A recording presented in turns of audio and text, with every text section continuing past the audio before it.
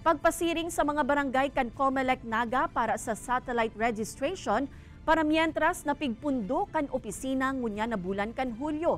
Kunta no, aramunta sa pagtutok live ni Jessica Kalinog. Jessica?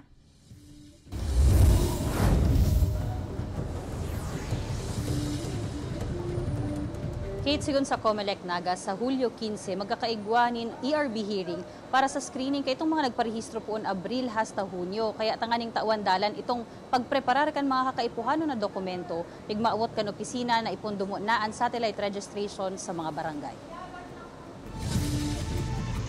Mayungon niya nin trabaho si Ira, kaya pigmaawot niyang magpasiring na sa opisina kan Comelec Naga, nganing asikasuhon ang paglipat niya nin rehistro sa ibang banwaan. Medyo rayo po kaya ang San Felipe po sa Hanaman po para po mag-call. Pumamda kung sa inda po naka-register po, dumanda po magsabi na ma-transfer po duman sa lilipatan ko po. Ang 19 anyos man na si Althea. Hali sa eskwelahan, nagpasiring pa sa Comelec Naga antes magpuli sa San Felipe para magparehistro.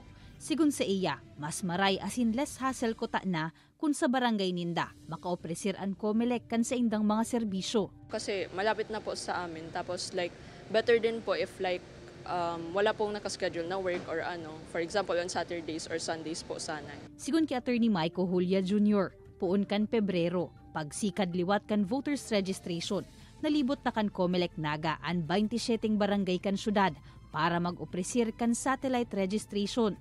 Alagad ngunya na Hulyo, pigmaawot nindang para mientras ining ipundo. Nganing tawan dalan ang 5 aldaw na Election Registration Board o ERB hearing na mapuon sa Hulyo 15.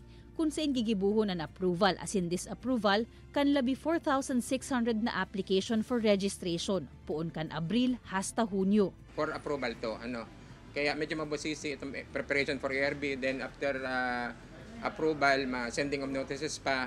Tapos pero po kayo approval, disapproval ka mga application, kabali na po yan itong deletion of deceased person, ang LCR na padala sa every month ning list of deceased person. Then, syempre itong mga voters outside Naga na. Itong ibig sabihin, dating botante ka Naga, naglipat ng Palawas, Naga City, halion mi pa to. Alagad miski pa pinundo ang satellite registration ngunya na bulan. Sigun kay Attorney Julia, dagos-dagos man girarayan sa indang pag-akomodar kan mga maot magparehistro o mag-reactivate kan rehistro sa saindang opisina tuyong Lunes hasta Sabado, pon alas 8 nin aga hasta alas 5 nin hapon.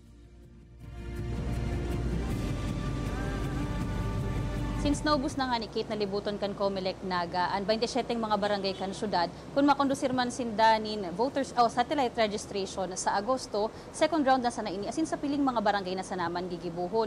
Alagad ang padagos nga ni na pangapudan kan opisina, na day na paghalaton ang deadline kan voters registration sa September 30, antes na mag-asikaso kan sa indang pagpaparehistro o pag-reactivate kan sa indang rehistro, tanganing masyertoman na sa masunod o sa maabot na eleksyon makakaboto sila. Kate? Jos Mabalos, Jessica.